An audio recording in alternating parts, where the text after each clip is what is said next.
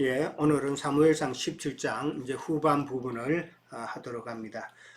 지난주 마지막 부분에서 참 다윗이 아버지 이새의 심부름으로 전장에 갔었지만은 마침 골리앗이 이스라엘 군대를 모욕하는 말을 다윗이 듣고 참 분노함으로 자기가 나가서 싸우겠다는 말을 이제 이스라엘 백성 가운데서 그렇게 이야기를 했습니다. 거기까지 이제 저희들이 나누었 고요. 오늘 이제 28절에서 29절에 가면 큰형 그 엘리압이 이제 그렇게 함부로 말한 엘리압의 생각에서는 함부로 말했다고 그렇게 생각했겠죠. 다윗을 꾸짖는 그런 내용이 나옵니다. 꾸짖고 그 다음에 또 다윗이 거기에 대해서 대꾸하는 내용이 28절, 29절에 나옵니다.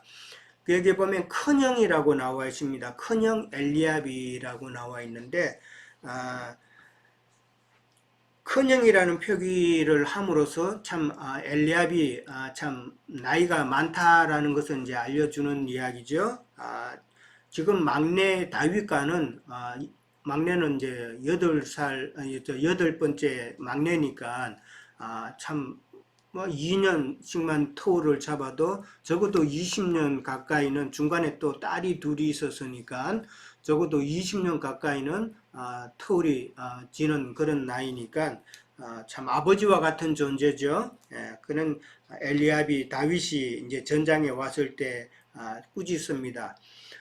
다윗이 다른 사람에게 하는 말을 듣고, 그러니까 자기가 나가겠다는 말이죠. 다윗에게 노하여 네가 어찌하여 내려왔으며 양은 누구에게 맡겼느냐라고 또 실체가죠.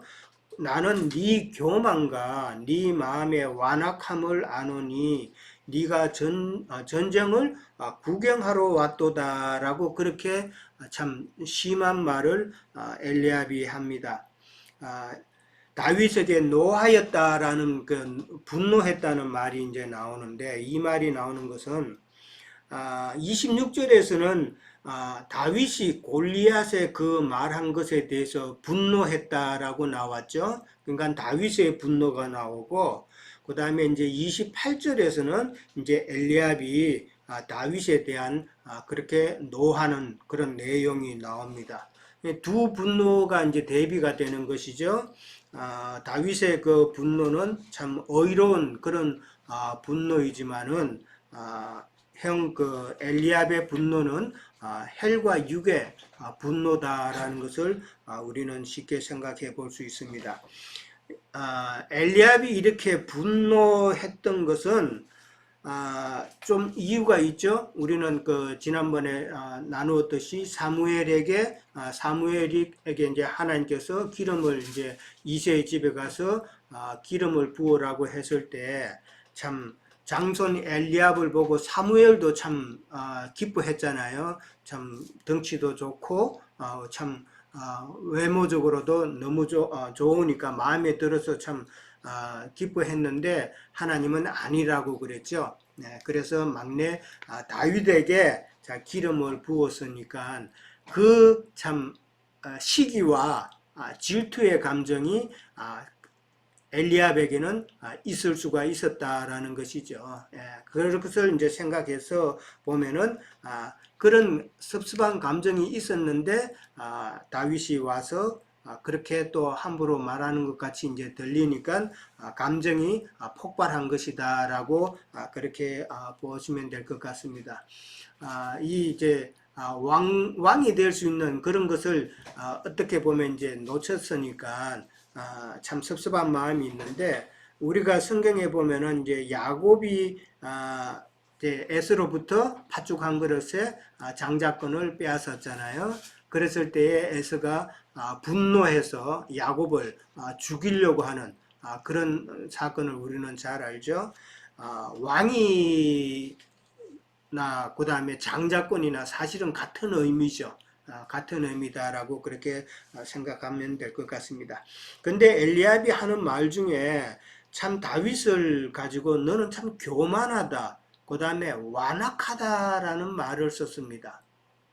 사실 우리가 아는 그 다윗의 그 모습을 보면은 안 어울리는 말이죠. 교만하고 완악하다는 말이. 근데 지금 교만하다는 이 말을 쓰고 완악하다는 말을 쓰는 것은 지금 엘리압이 생각하기에는 다윗이 기름 부음을 받았으니까 자기가 이제 쳐야 되는 그 양도 내팽개치고 그 다음에 와가지고 이스라엘 중에서 이제는 자기 이름을 드러내려고 하는 것이 아닌가라고 오해했다라는 것이죠.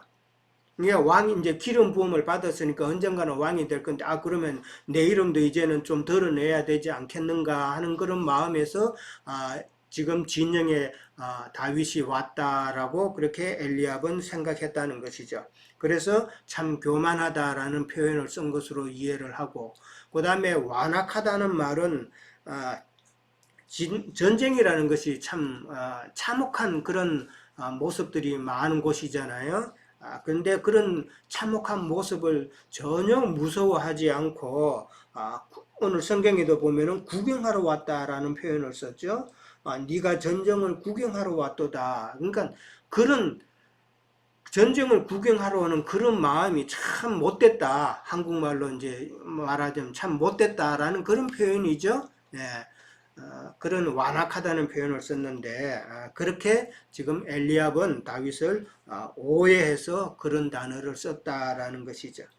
그러면서 이제 그렇게 말을 하니까 29절에 가면 다윗이 이제 내가 무엇을 하였나이까 어찌 이유가 없으리까라고 장형한테 이제 엘리압한테 대꾸하는 그런 내용이 나오죠.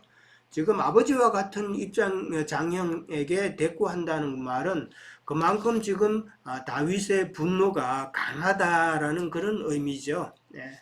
분노가 참 거기에 달했기 때문에 다윗도 참 이런 대꾸를 한다. 그러니까 내가 무엇을 하였나이까 어찌 이유가 없으리까 이 말은 행의 생각대로 내가 교만하거나 완악하지 않고 나는 다만 이스라엘 군대를 지금 모욕하고 있는 골리앗에 대해서 나는 지금 화가 난다라는 그런 이야기잖아요. 그런 이야기고 그 다음에 이제 어찌 이유가 없으리까라고 이제 그렇게 말을 합니다.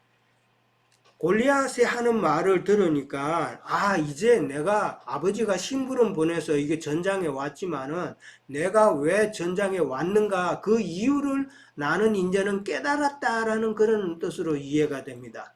이제 이유가 이제 알겠다라는 말은 내가 여기 온 이유는 즉 골리앗을 내가 쓰러뜨리는 것이 내가 여기 온 이유구나라는 것이죠.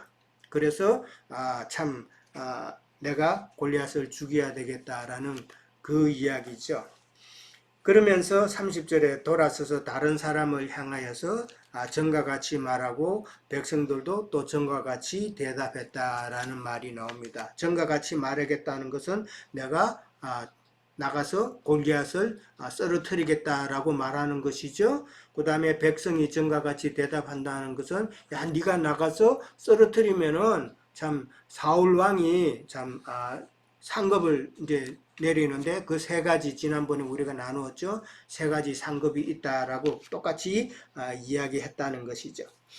자, 31절에서 37절에 가면은 이제 다윗의 그 하는 말이 사울 왕의 그 귀에 들어갔죠. 그래서 다윗이 과연 골리앗을 이길 수 있을지 확인하는 내용이 31절에서 37절에 나옵니다.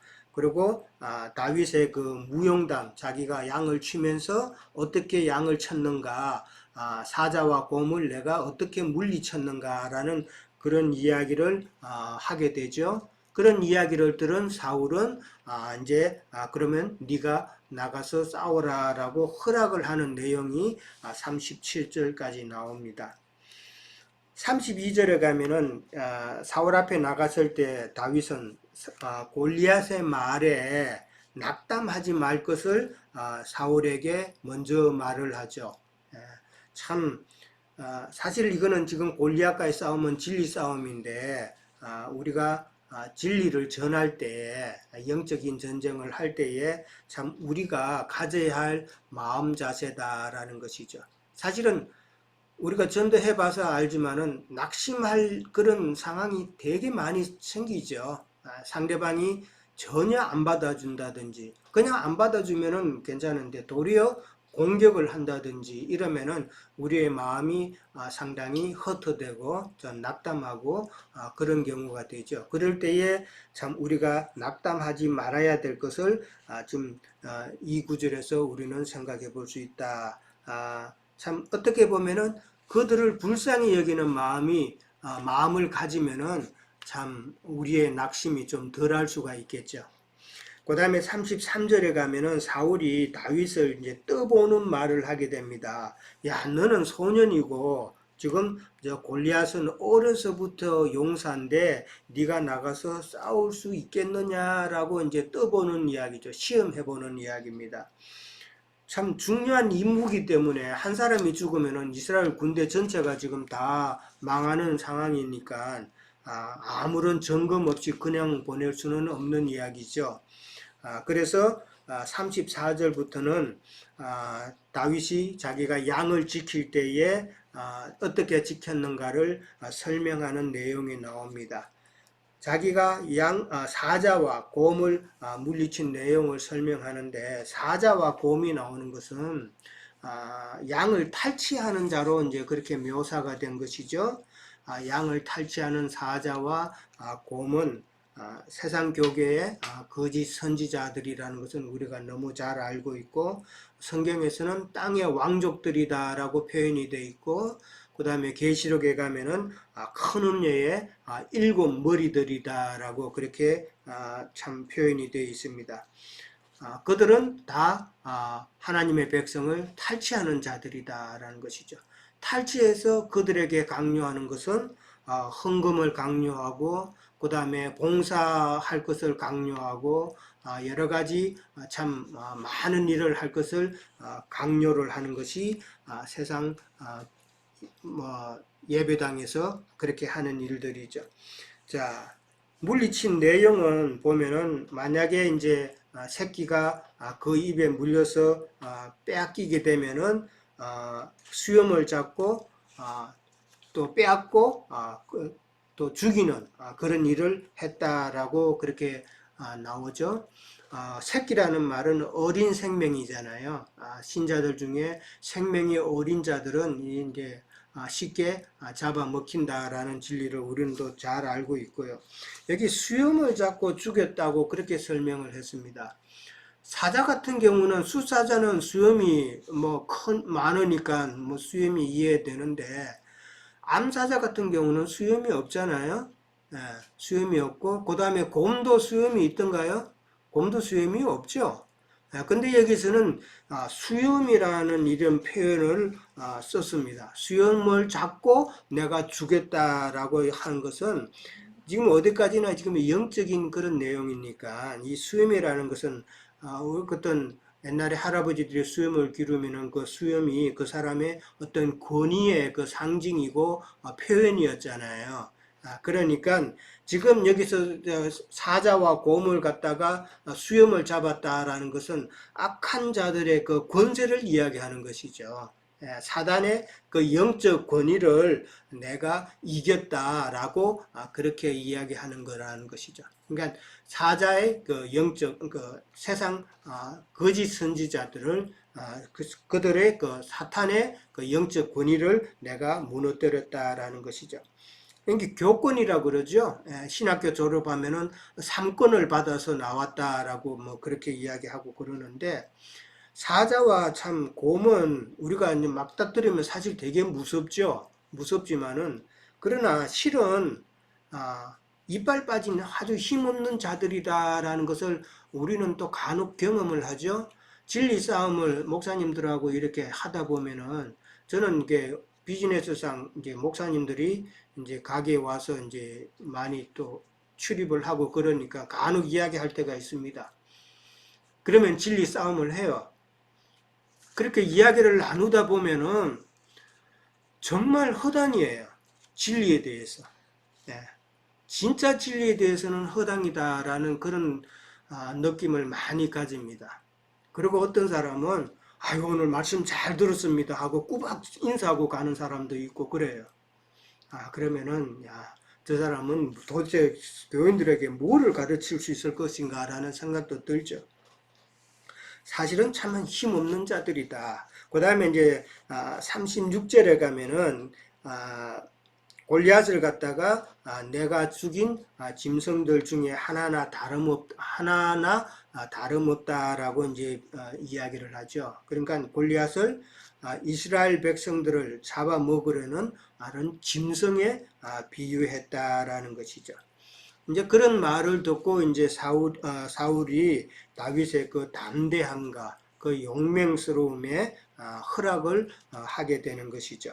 그래서 38절부터 40절까지는 사울의 그 군복이나 노투구나 그 다음에 갑옷이나 칼을 다윗에게 주는 내용이 나옵니다. 입어보니까 참 안 맞죠? 예, 안 맞아가지고 다시 벗는 내용이 나오고 다윗에게는 그것이 참 익숙치 않았다라고 그렇게 표현을 합니다. 지금 보면은 사울의 이 무장과 그 다음에 지난번에 우리가 나눴던 골리앗의 무장이 있습니다. 골리앗의 무장이 있고 그 다음에 이제 다윗의 무장이 이제 나오죠. 이 세 무장을 우리는 한번 생각해 봐야 된다라는 것이죠. 골리앗의 무장은 그 모든 칼이나 뭐 갑옷이나 이런 것들이 종교적인 것, 모든 신학 교리, 그 다음에 교단의 교리 이런 것들이 다 골리앗의 무장이었죠. 거기에 비해서 이 사울의 무장이라는 것은 그 세상적인 전투복이다라고 그렇게 생각을 해볼 수가 있겠죠. 그러니까 예수를 믿는다고 하지만은 그러나 세상 명예를 구하고 세상 돈을 구하고 지식을 구하고 이런 것들을 우리가 생각해 볼 수가 있겠죠. 그런 것은 사울이 무장하는 것이고 골리앗의 무장은 각종 신학이나 교리들이고 그 다음에 이제 다윗의 무장은 그냥 좀 아무런 그거 없이 나가죠. 그러면서 다윗이 챙기는 것은 막대기를 챙겼다 그랬습니다. 막대기를 챙기고 그 다음에 돌을 5개 챙겼죠. 돌을 5개 챙기고 그 다음에 그 목자의 제구 가죽 주머니입니다. 가죽 주머니를 챙겼고 그 다음에 물매를 챙겼습니다. 그러니까 막대기, 돌, 그 다음에 가죽 주머니, 그 다음에 물매를 챙겼는데 이거는 다 예수 그리스도의 그 능력과 권세를 상징하는 물건들이다라고 그렇게 생각해 볼 수가 있습니다. 참 그러니까 갑옷 대신에 그냥 다윗이 이런 것을 준비해서 나갔다는 것은 그냥 예수 그리스도로 무장해서 나갔다. 진리의 말씀으로 무장해서 나가서 지금 영적 싸움을 한다라고 그렇게 이해를 하시면 될 것 같습니다. 막대기라는 것은 참 많이 쓰이죠. 예, 우리가 참 성경에도 막대기가 참 많이 나오고 그러는데 무기로도 될 수도 있고 그 다음에 산을 오를 때에 좀 지팡이로도 쓸 수도 있고 그 다음에 양을 칠 때에 그 다음에 끝이 또 구부러진 그런 것 같으면은 양을 제어하는 그런 용도로도 쓰이고 참 유용한 용도로도 많이 쓰이죠. 그 다음에 이제 돌 5개. 이 돌은 지난번에 우리가 나눴던 그 엘라 골짜기에서 주운 돌 5개를 챙겼다라는 것이죠. 돌이라는 것은 뭐 우리가 잘 아는 대로 하나님의 진리의 그 영을 상징한다라는 것이죠. 그 다음에 이제 그 가죽 주머니, 이게 돌멩이 담는 주머니죠. 그 다음에 물매가 나옵니다. 물매라는 것은 이제 양 가죽으로 만든 건데 이제 그 안에 돌을 싸죠. 돌을 싸고 한쪽에는 끈을 연결을 합니다. 끈을 연결하고 그 다음에 엄지에다가 이제 그걸 끈을 또 연결해 가지고 뱅뱅 돌리죠. 뱅뱅 돌려가지고 엄지를 딱 놓으면은 돌이 딱 날아가는 그런 원리죠. 이 물매가 성경에도 보면은 사사기 20장 16절에도 보면 나오고 역대상 12장 12절에도 나오고 역대하 26장 4절에도 보면은 군대에서 유용하게 많이 썼던 그런 기록들이 나옵니다. 그러니까 이 물매질하는 것이 무기였다라고 그렇게 보면 되겠죠. 그러니까 다윗에게 있어서는 지금 유일한 무기가 바로 이 물매질이었죠. 그 다음에 이제 41절에서 49절에 가면은 이제 서로 이제 싸우는 내용이 나옵니다. 싸우기 전에 서로 이제 기선 싸움을 하죠. 말로 싸움을 합니다. 그런 43절에 보면은 네가 나를 개로 여기고 막대기를 가지고 내게 나왔느냐 이렇게 말을 하면서 골리앗이 먼저 시비를 걸죠. 여기 네가 나를 개로 여겼다라는 말이 나옵니다. 스스로 지금 개라고 표현을 하고 있죠. 개라는 표현은 우리 성경에서 몰지각한 목자다라고 할 때 개라고 표현을 하죠. 자, 그 다음에 이제 45절에 가면은 참 세상 교계에서 많이 쓰고 참 즐겨 쓰는 그런 내용이 나오죠. 너는 칼과 창과 단창으로 내게 나오거니와 나는 만군의 여호와의 이름 곧 네가 모욕하는 이스라엘 군대의 하나님 이름으로 나아간다라는 말을 합니다. 골리앗이 갖고 있는 칼과 창과 단창 이거는 영혼을 죽이는 살상 무기죠. 영혼을 죽이는 살상 무기 신학이나 참 교리 그 자들이 참 정말 생명처럼 여기는 그런 교리들이잖아요. 장로교는 장로교 교리를 엄청 참 사수하죠. 침례교는 침례교 교리를 엄청 또 사수합니다. 성결교는 성결교대로 또 성결해야 된다는 그 말만 하고 감리교는 또 뭐 좀 사람이 참 착한 일을 많이 하고 그렇게 해서 신앙생활을 해야 된다라고 많이들 이야기합니다. 그런 것들을 다 칼과 창이요 단창이다라는 것이죠.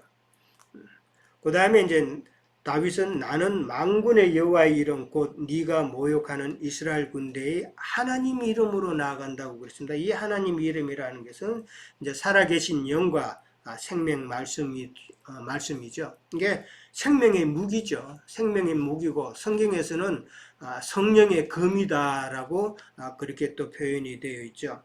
근데 골리앗의 그 무기는 참 찔리면은 죽는 그런 무기지만은 다윗의 말하는 이 성령의 검에는 찔리면은 사는 무기잖아요.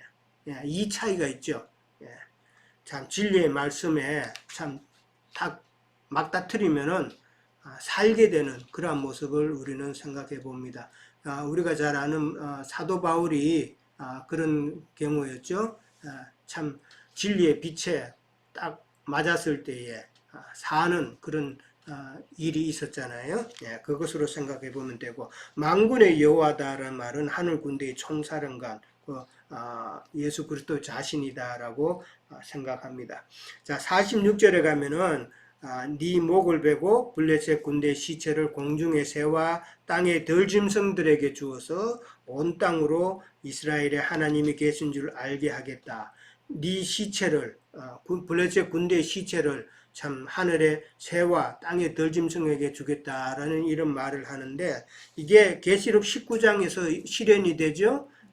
모든 새가 그들의 살로 배불린다라는 요한계시록의 19장에 그 말이 나옵니다. 47절에 가면은 이제 여호와의 구원하심이 칼과 창에 있지 아니한다라는 말을 하죠. 그러면서 전쟁은 여호와께 속한 것이다라고 말을 합니다. 참 이게 구속사의 진리를 지금 설명하고 있는 것이잖아요. 구속사의 진리를 지금 47절에서 설명하고 있다. 구원의 참길은 진리의 영과 말씀이다라는 것이고 전쟁은 여호와께 속았다라는 말을 합니다. 그러니까 우리가 강한 영과 담대함으로 영적 전쟁을 해야 될 이유죠.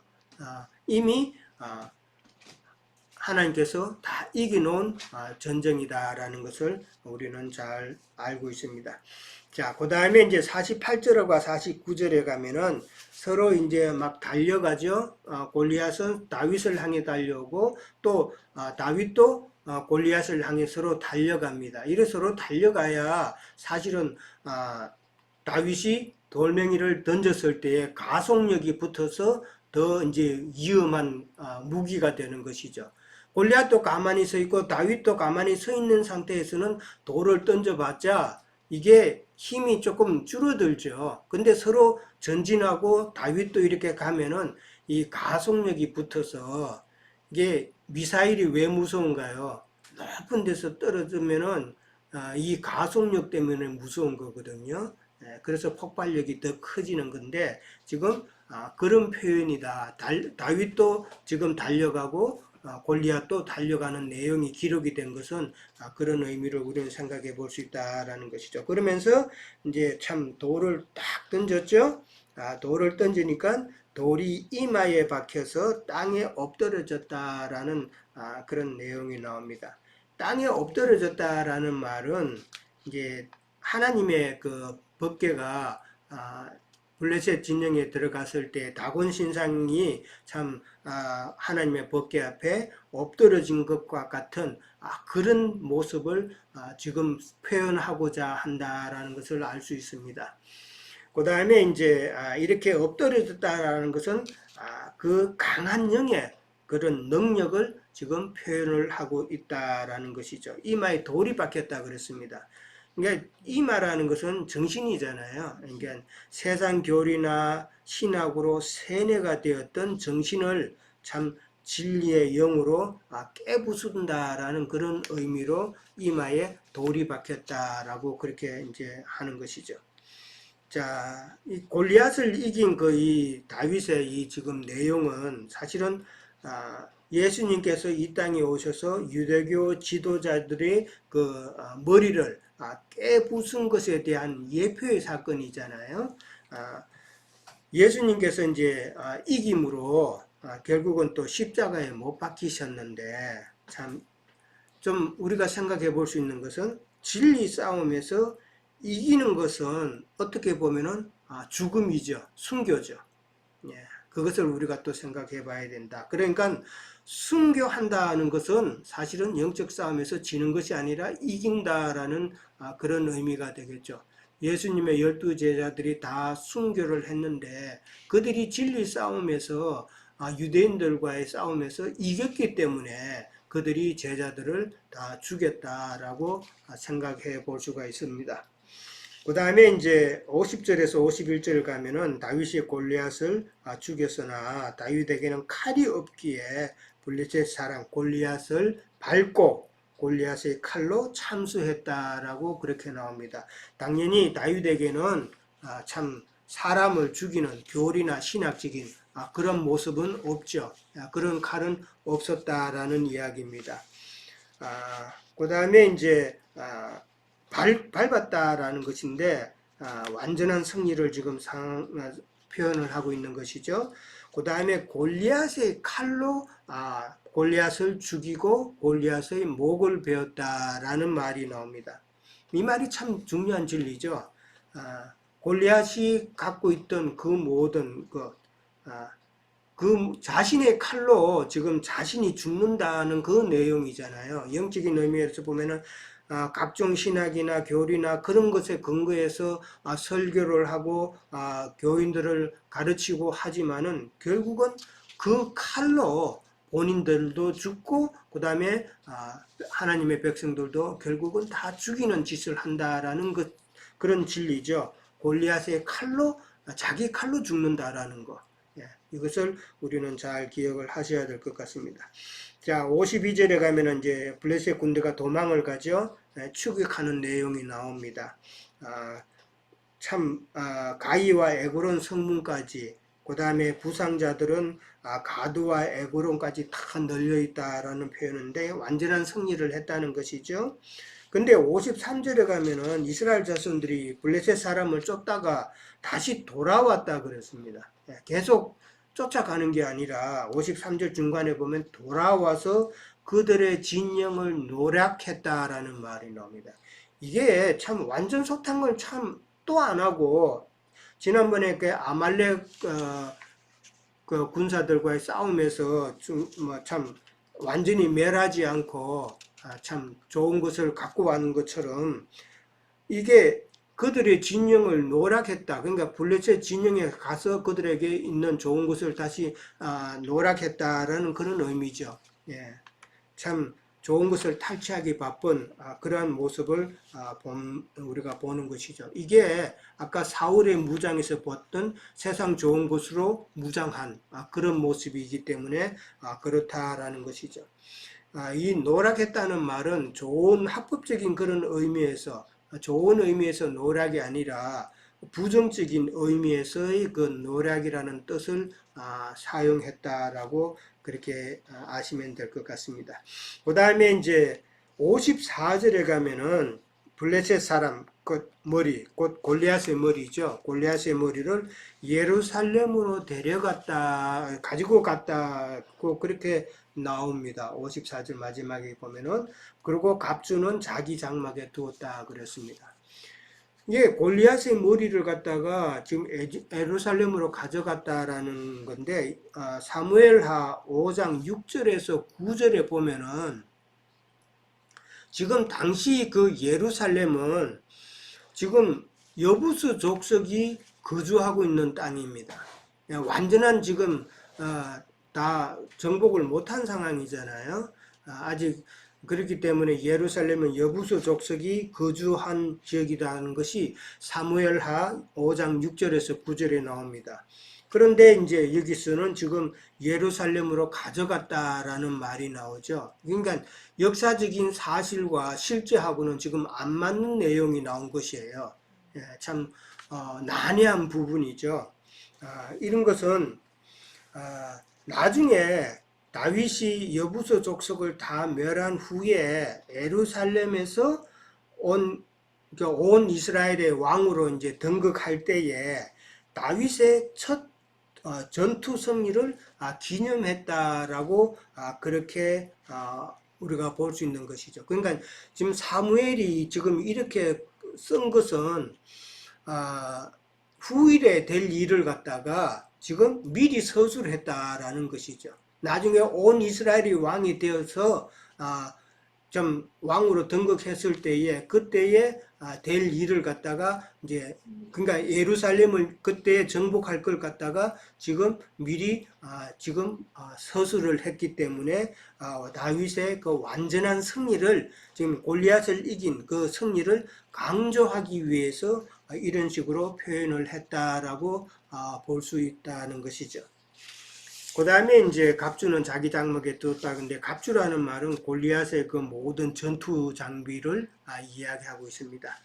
그 다음에 이제 55절에서 58절 이제 마지막 부분에 가면 이 부분도 참 난해한 부분입니다.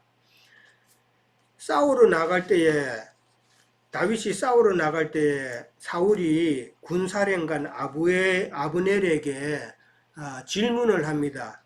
이 소년이 지금 싸우러 나가는 제가 지금 누구의 아들이냐라고 지금 묻습니다. 지금 아까 사울이 다윗을 만나서 면담을 해서 다 이야기도 듣고 그렇게 했잖아요. 근데 지금 나가는 쟤는 누구냐라고 묻습니다.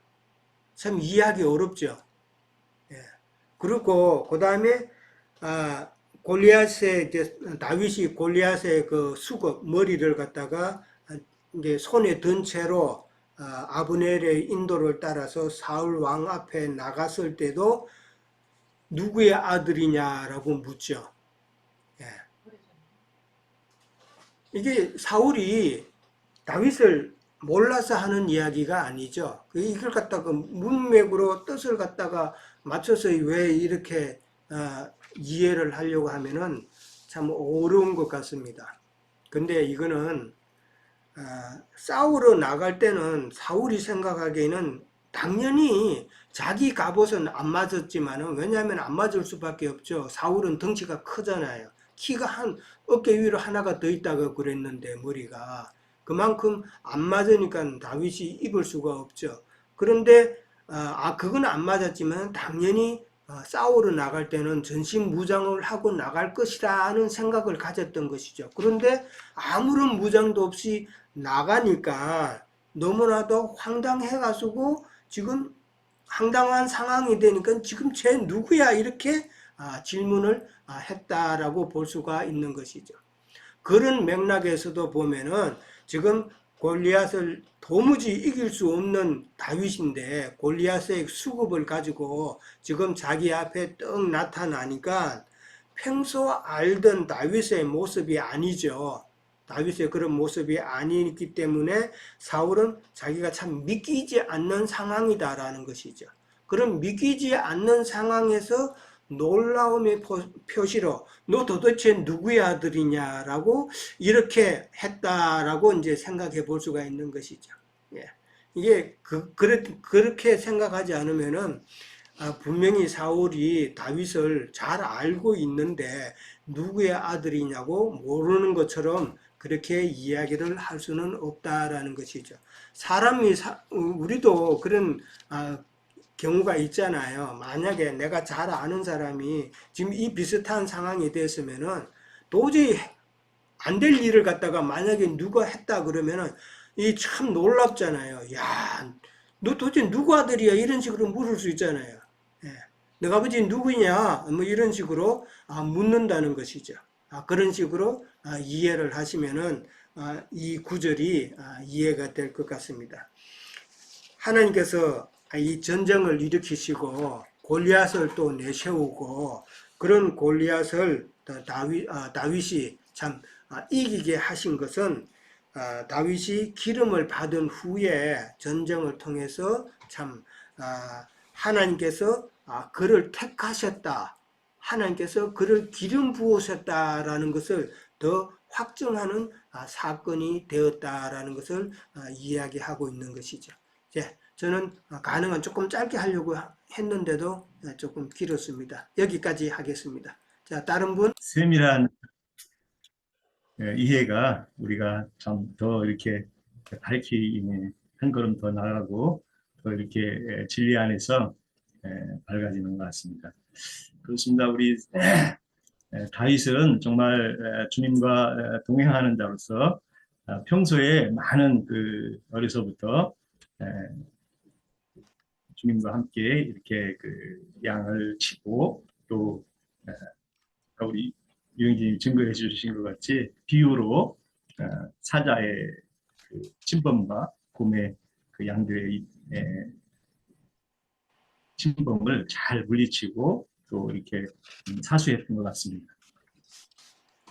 그런 그 다윗이 이렇게 그 이제 전쟁이 나와서 이렇게 그 전쟁을 이기고 블레셋의 그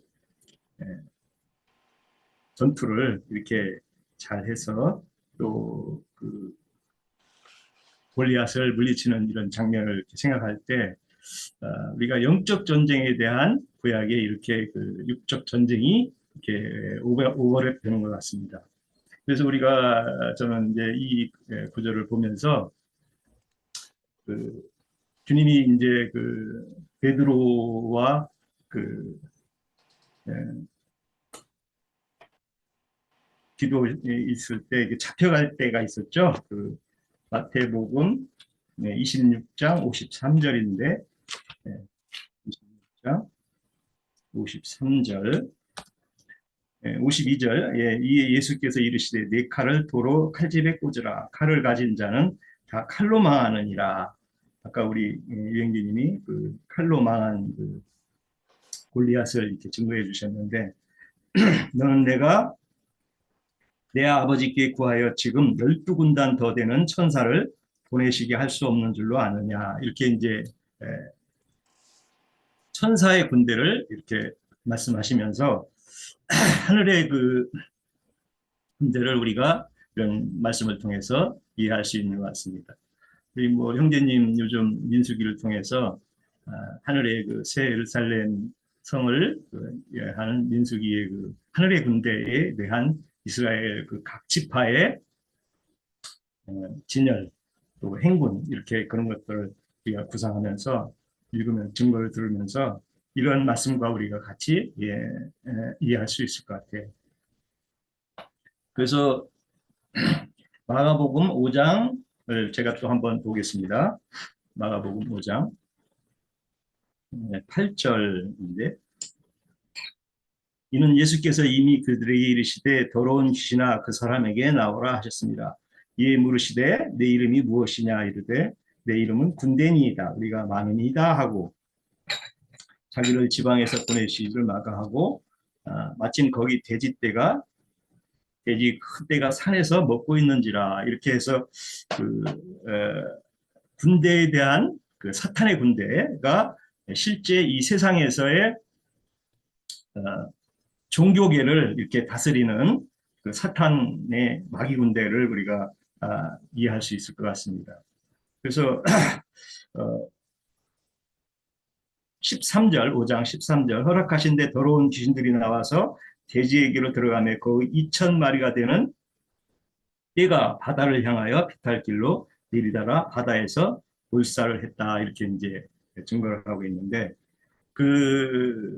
저는 이제 이렇게 그 전에 읽으면서 무슨 놈의 산에다가 돼지떼를 2,000마리나 이렇게 그 치고 이 정신 나간 사람들이 이걸 왜 이렇게 이런 증거를 했나 이렇게 참 많이 곰곰이 이게 참 생각을 많이 했던 그 기억이 있던 것 같아요. 그래서 뭐 형제님도 참 이런 걸 들어서 많이 이제 비유도 해주시고 이 산이라는 게 뭐 우리가 이제 교회라고 증거를 들으니까 이게 이제 뭐 다 우리는 이렇게 이 증거를 읽으면 이게 해석이 오잖아요. 지금 2,000마리를 돼지떼를 산에서 쳤다는데 뭐 3,000마리도 아니고 5,000마리도 아니고 2,000마리를 이렇게 증거를 했는가 이렇게 이제 생각을 하는데 사실은 이방인의 때를 2,000년 동안을 운영하시는 그 기간으로 이제 우리가 이해할 수도 있고 또 그 산에서 돼지떼를 치는 기간이 2,000년이라 이렇게 이제 이해할 수 있을 것 같습니다. 그래서 참 이제 뭐 이방인의 때가 다 끝나가는 이제 이 시점에 우리가 이런 것들을 연계해서 우리가 잘 이해해 보면 지금 어느 때가 우리 좀 와 있는지도 이렇게 생각할 수도 있고 또 이렇게 계시를 통해서도 우리가 이런 의미를 잘 이해해 볼 것 같아요. 그래서 이 돼지 군대 아니 그 군대 귀신이라고 그러죠. 군대 귀신. 군대 귀신 들린 자가 이렇게 그 이제 사역을 했다고 하는데 이게 이제 세상 교회의 사역자에 대한 비유라고 이걸 우리가 증거를 해주면 이 세상 교회의 사역자들이 이게 듣겠는가 하는 생각을 많이 해요. 지금 오늘날 우리 이런 증거를 들은 사람 들으면 좀 제발 좀 귀 좀 잘 기울이셔가지고 지금 예배당에서 돼지 치는 사람들이 누군지를 잘 기억을 하셔야 돼요. 세상 거 달라고 부르짖고 또 세상 축복 해달라고 예배당에 가서 주일 성수한다고 그 난리를 치는 것들이 지금 그냥 대충만 생각을 해도 이게 우리구나 하는 생각을 지금 기독교인들은 빨리 좀 이게 알아서 거기서 나와야 되는데 우리 형제들 증거를 들어도 그렇고 저희들 증거를 들어도 그렇고 지금은 거기 나올 때지 들어갈 때가 아닌데 참 그 사람들 그 악한 영에 그 잡힌 사람들을 불러내기가 참 쉽지는 않은 것 같습니다. 그래도 어쨌든 뭐 거기에는 감추어진 뭐 7천이 있다고 하니까 우리가 뭐 사람을 얻고 못 얻고는 이제 주님이 결정하실 문제고 우리는 우리의 그 사명을 증인으로서의 그런 역할을 잘 우리가 이어나가가 보고요.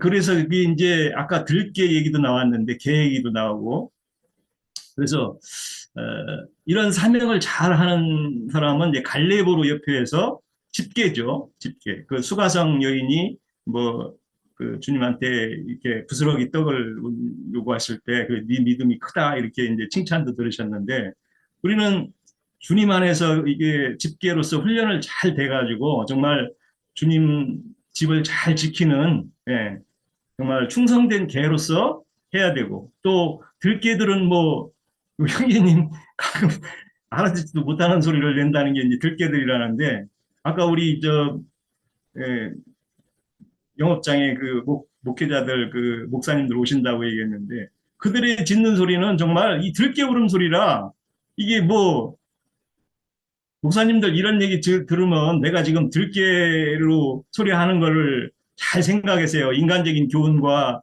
또 인간적인 좋은 사람 되라고 하는 거. 그런 것들이 다 그 들깨들이 짓는 그런 소리인데 성경을 다 육적으로 풀어가지고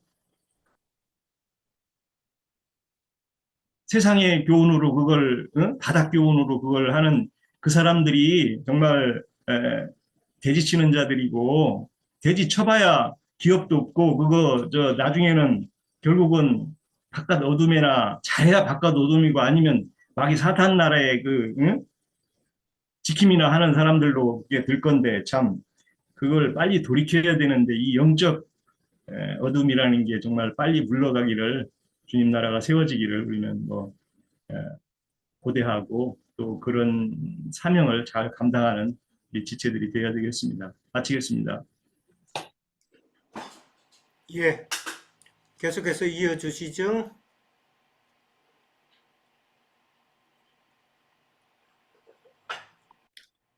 예, 우리 그 형제님들 말씀 잘 들었는데 뭐 대략 다 앞서서 두 형제님이 말씀을 드렸던 것 같은데 우선 우리가 여기 지금 펼쳐지는 현장을 한번 이렇게 그림을 그려보면 그림이 그려지죠.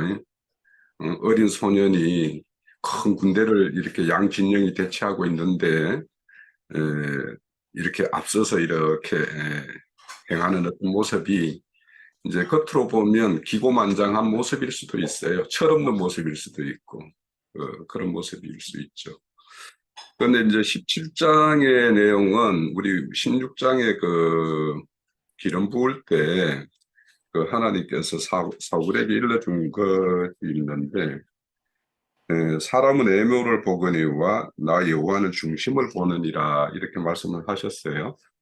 이 말씀에 그러니까 하나님이 이 엘리압과 그 다윗 그 어떤 중심에 무엇이 있는지를 이렇게 잘 보고 그 하나님이 보았던 것을 잘 그림이 그리고 있는 것이 17장이에요, 사실. 그래서 다윗 중심에는 어떤 것이 있었는가를 이렇게 다 이렇게 펼쳐 보이는 것이 이제 17장인데, 저는 이제 이 성경 정근 중에서 사실 그 사무엘 17장에 다윗이 아버지의 어떤 양들을 지키기 위해서 전심전력을 하고 있는 그 모습을 그리고 있는 말씀이 34절, 35절이에요. 저는 이걸 볼 때 가장 사실은 감동적이었어요. 이것이 이제 그 실질적으로 우리가 하늘 군대가 행해야 할 일과 행하는 어떤 자세가 이렇게 다 그려져 있는 것인데 이것이 바로 다윗 중심에 있는 아버지에 대한 어떤 일심으로 이렇게 행하는 어떤 모습 이런 것들이 이제 딱 그 보여주는 것이고 그리고 이제 여기에 이제 이 현장은 하나님의 이름이 욕되게 되는 하나님의 이름이 모욕당하는 현장에서의 어떤 각 사람들의 어떤 반응들이에요. 그러면 그 엘리압이라는 그 장형은 그 모든 군대들의 어떤 군대를 이루는 자의 어떤 대표적인 어떤 사람의 어떤 모습일 것이고, 그리고 이제 뭐 골리앗은 상대 진영의 어떤 대적자고, 그리고 사울은 그 중간에서 다윗을 이렇게 사울은 경험을 했죠. 자기가 악신이 걸렸을 때 그 어떤 수금에 의해서 악신이 떠나가는 이런 것들을 보면서 다윗과 함께 하시는 하나님, 다윗은 하나님이 함께 하시는 자다라는 걸 이제 알고 있었던 것이죠.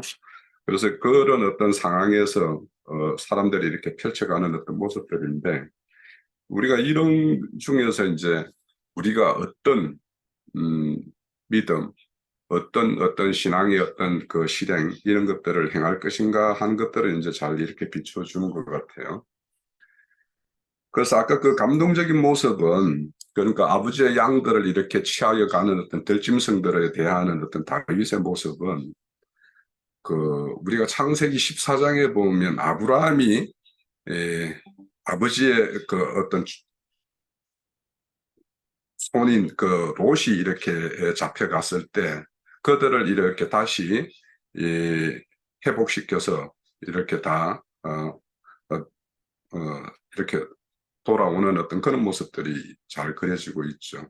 그래서 그것과 다윗의 어떤 모습이 이렇게 잘 이렇게 매칭이 되고 있고요. 그리고 이제 또 다윗은 또 이렇게 30장에 가면 이제 블레셋 아키스에게 이렇게 자기 몸을 이렇게 입혀가고 지낼 때 블레셋이 이스라엘과 전쟁을 위해서 이렇게 동원령이 내렸을 때 이제 다윗도 동원이 되었죠. 그렇지만 그때 하나님의 간섭에 의해서 다윗이 이제 돌아오고 하는데 그때 다윗이 군대에 동원된 어떤 빈틈 사이에 실질적으로 아말렉 족속들이 시글락 땅, 블레셋 아기스가 다윗에게 이렇게 거할 수 있게끔 해준 그 땅을 이렇게 침범을 해가지고 자기 아내들과 자기 어떤 모든 어떤 소유들을 다 취하해 가는 것들을 또 다시 추적해서 이렇게 회복하는 그런 말씀이 나와요. 그래서 이런 어떤 아브라함의 어떤 그런 행함, 다윗의 이런 행함, 이런 것들이 우리 믿음의 어떤 용사들, 또 하늘 군대들이 무엇을 해야 되는가 하는 것들을 이제 잘 보여주는 것 같고, 그리고 이제 여기에서 보면 이제 다윗의 신앙이라는 것이 참 여기 잘 이렇게 나타나는 것 같아요. 그래서 이 다윗은 기본적으로 건재의 다윗의 어떤 신앙 사상은 악인에 대해서는 하나님이 어떤 징벌을 하고 의인에 대해서는 하나님이 구원하시고 보호하시고 한다라는 것을 끈하게 믿고 있는 모습이에요.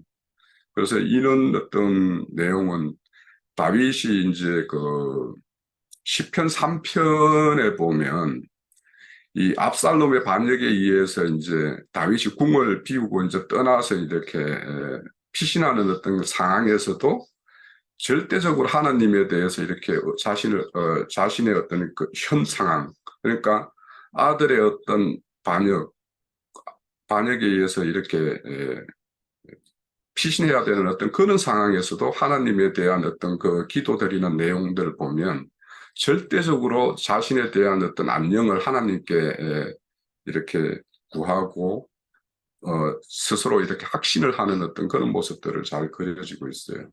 그래서 이런 어떤 다윗의 신앙이라는 것이 우리 이런 어떤 하늘 군대로서의 어떤 이런 전쟁을 임하는 어떤 자세, 이런 거에 중요한 자세다라는 생각이 들고, 결국에는 이 다윗과 골리앗의 어떤 전쟁이라는 거는 그들의 다윗이 믿는 신과 골리앗이 믿는 신들의 어떤 전쟁이거든요.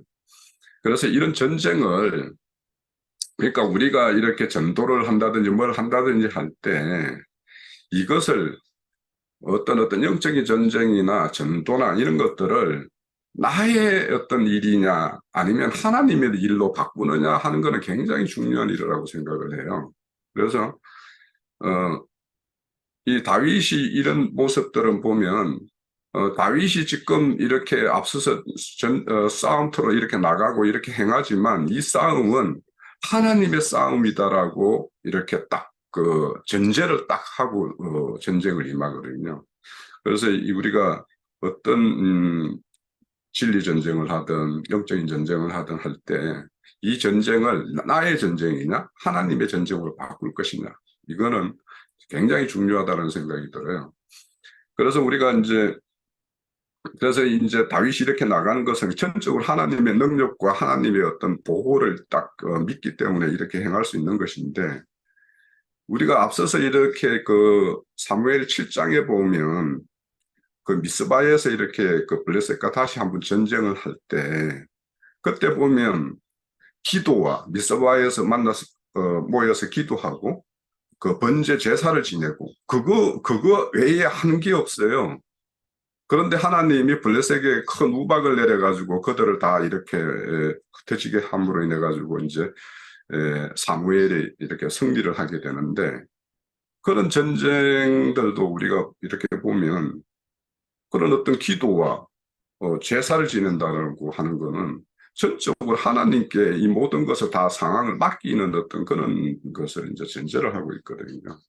그래서 그런 어떤 우리의 이런 어떤 신앙 예정 가정에서 모든 것들에 어떤 공경이나 이런 것들은 하나님의 일이다라고 생각을 우리가 하는 것이 중요하다. 그리고 하나님의 전쟁으로 만들고 하나님을 앞세우는 전쟁을 이렇게 수행해야 된다라는 거.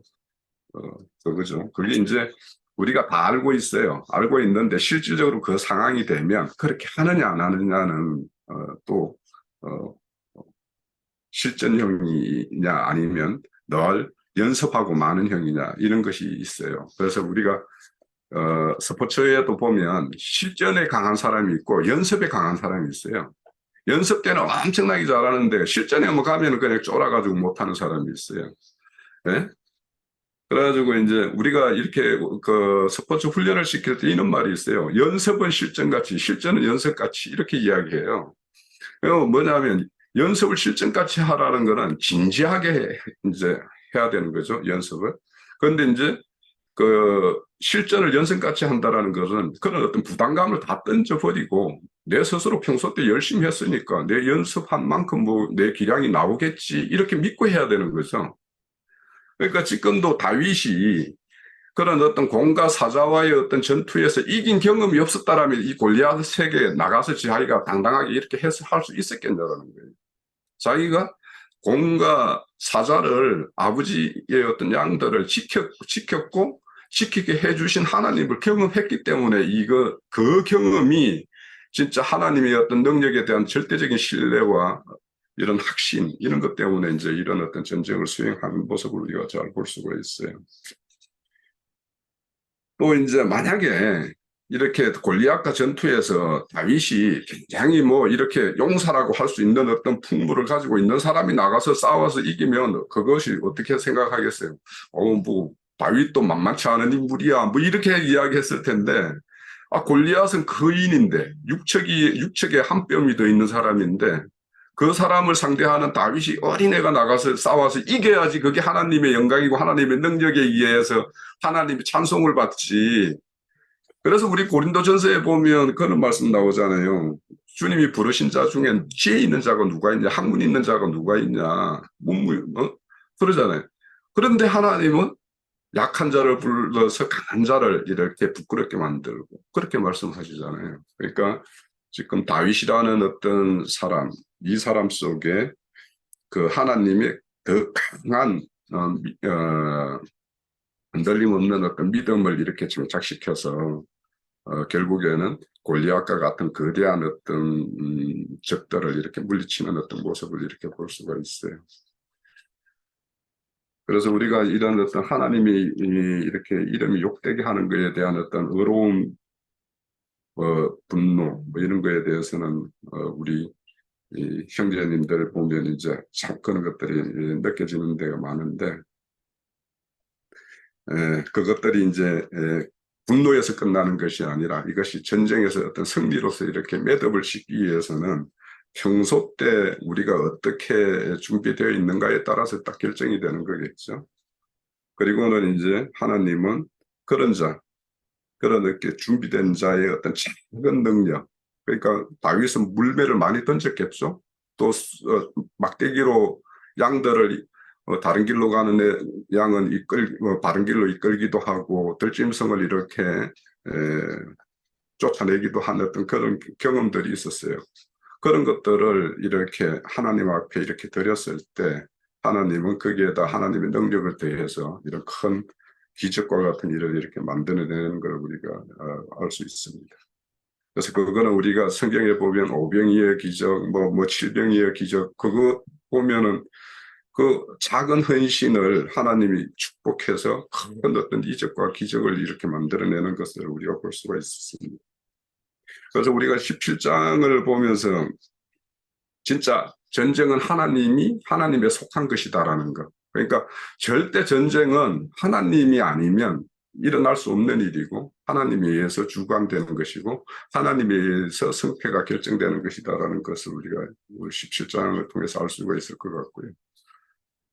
그래서 우리가 다윗의 어떤 무기가 무엇인가? 다윗이 이렇게 골리앗을 쓰러뜨렸던 무기가 무엇인가에 대해서 우리가 오늘 그 17장을 보면서 한번 깊게 생각을 해보고 각자가 그런 어떤 무장을 이렇게 잘 갖추는 그런 금기름 붓는 집에 큰 용사들이 되기를 저를 포함해서 다 그렇게 되기를 바랍니다. 예. 예. 애자자매님 선생님들이 소리가 작은데요? 안 들리네. 형제님들이 다 말씀하셨는데요. 제가 좀 느낌이 있어서요. 34절부터 37절까지 사울이 다윗에게 이르되 내가 가서 그 블레셋 사람과 싸울 수 없으리니 너는 소년이요 그는 어려서부터 용사라. 다윗이 사울에게 말하되 주의 종이 아버지 양을 칠 때에 사자나 곰이 와서 양떼의 새끼를 물어가면 내가 따라가서 그것을 치고 그 입에서 새끼를 건져내고 그것이 일어나 나를 해하고자 하면 내가 시험을 닫고 그것을 혼나이다. 여기 요한복음에 보면 요한복음 10장 7절에서 몇 절만 볼게요. 그러므로 예수께서 다시 이르시되 내가 진실로 너에게 이르노니 나는 양의 문이라. 나보다 먼저 온 자는 다 별도요 강도니 양들이 그들을 듣지 아니하였느니라. 내가 문이니 누구든지 나로 말미암아 들어가며 구원을 받고 또는 들어가며 나오며 꼴을 얻으리라. 도둑이 오는 것은 도둑질하고 죽이고 멸망시키려는 뿐이요 내가 온 것은 양의 생명을 얻게 하고 풍성히 얻게 하려는 것이다. 나는 선한 목자라. 선한 목자는 양을 위하여 목숨을 버리거니와 짝꾼은 목자가 아니므로 양도 제 양이 아니라 이리가 오는 것을 보면 양을 버리고 달아나나니 이리가 양을 물어가고 또 치느니라. 여기까지 보고요. 디모데후서 한번 볼게요. 디모데후서 4장 14절부터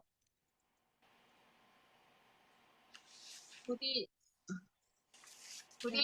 세공업자 알렉산더가 내게 해를 많이 입혔으매 주께서 그 행한 대로 그에게 갚으시리니 너도 그를 주의하라. 그가 우리 말이 심히 대적하였느니라. 내가 처음 변명할 때에 나와 함께한 자가 하나도 없고 또 나를 버렸으나 그들에게 허물을 돌리지 않기를 원하노라.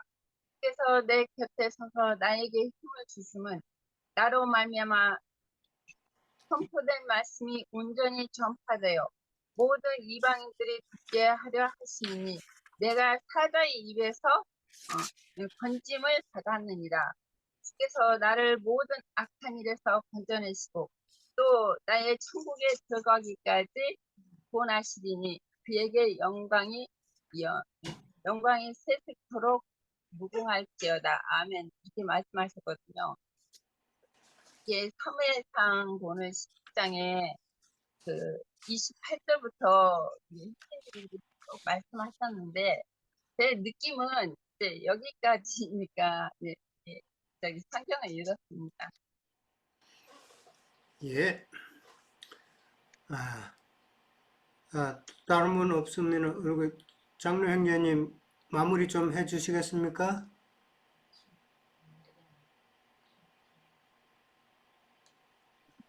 그러면 시간도 많이 된 것 같고 또 충분하다고 생각을 하니까 어때요? 예. 뭐 내가 꼭 더 해야 될 필요가 있나 싶으네요. 네. 예. 다른 분 더 없으시고 하면은 시간이 많이 1시간 15분 정도 지났네요. 예, 그럼 오늘은 여기서 끝내도록 하겠습니다. 자, 수고하셨습니다. 예. 더운 여름 건강 조심하시고요. 네. 예.